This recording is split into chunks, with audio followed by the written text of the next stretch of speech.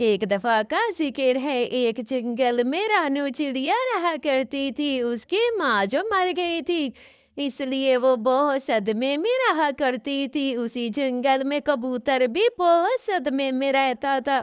उसके कोई माँ बाप ना था, बस वो अपने कमाता और है मेरे बेटे की माँ मर गई है। बेटा बेटा, मैं तेरे लिए बहुत अच्छी बहू लेकर आऊंगी बेटा। बस मैं उम्रे से हज हज पर जाने से पहले, दूसरे जंगल जाने से पहले तेरा ब्याह करा देती हूँ। अपने जंगल में कोई तो खूबसूरत परी होगी, कोई तो होगी बेटा। तू बिल्कुल दुखी ना हो, अभी तेरी दादी जिंदा है। ए दादी ही कराएगी तेरी शादी मेरे पुत्र। मेरा पुत्र, मेरे पुत्र ने पता नहीं इनके माँ प्यू इस दुनिया विच नहीं रहे। मेरा पुत्र। दादी दी दादी जी फिक्र ना करें, हो जाएगी शादी, हो जाएगी। कोई सोनी सोनी जी चिड़िया मुझे भी मिल जाएगी बाबा, जो बस मेरी ही खिदमत करेगी।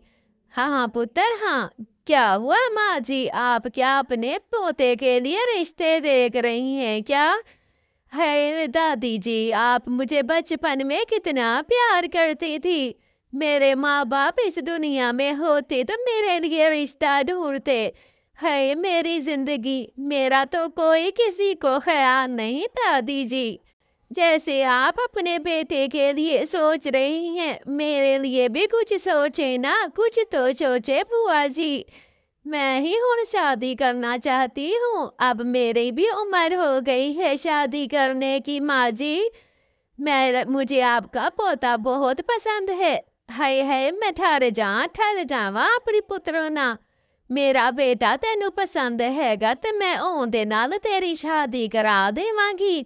हाय मेरा पुत्र, मैं ठर जावा अपने पुत्र ते।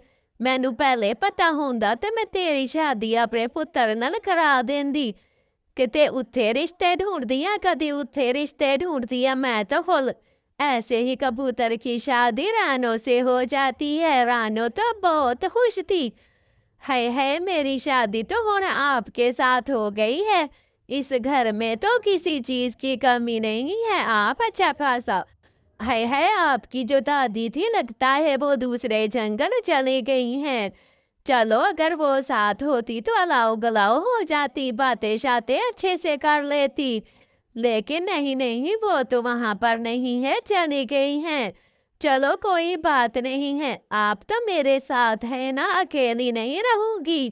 कुछ भी बढ़िया बढ़िया नहीं है। चले मैं चिकन शोरमा पकाती हूँ, खाना शाना।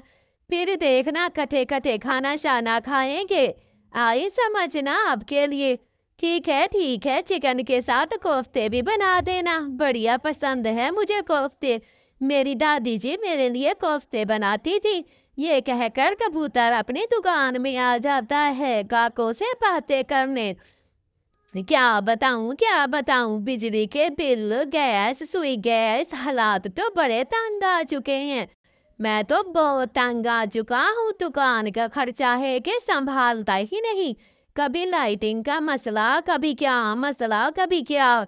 बस शादी करके तो मैं बहुत इंजॉय कर रहा हूँ। अब नारायण का गान, नथिया गलियां। है आपके तो कबूतर जी मजे ही है मजे। अगर नारायण का गान जाइएगा तो नौकरी पर मुझे रख लीजिएगा। कल शाम आऊंगा आपसे पता करने कि आप किस समय जा रहे हैं, फिर मुझे यहाँ पर दुकान पर छोड़ जाइएगा। अब दुकान बंद कर लेंगे तो कोई भी। ऐसे ही कई दिन गुजर जाते हैं फिर। अरे सुना था आप नारायण का गान घूमने के लिए पत्नी को घुमाने ले जा रहे हैं। तो अगर आप वहां जा रहे हैं तो ऐसा करना कि दुकान पर मुझे चाबियां देकर जाना, मैं ही नौकरी कर लूंगा। बस मेरी बेगम कहती है अच्छा अच्छा काम करना। आप मुझे ही दुकान की चाबियां देकर जाना, फिर देखना मैं आपकी दुकान पर कितना अच्छा काम करांगा। वधिया वधिया। हुणे तो तुसेरी शादी हुई थी नवी नवी, ते जाके घूम फिर आवो तो मैं ही दुकान को संभाल लेवांगा।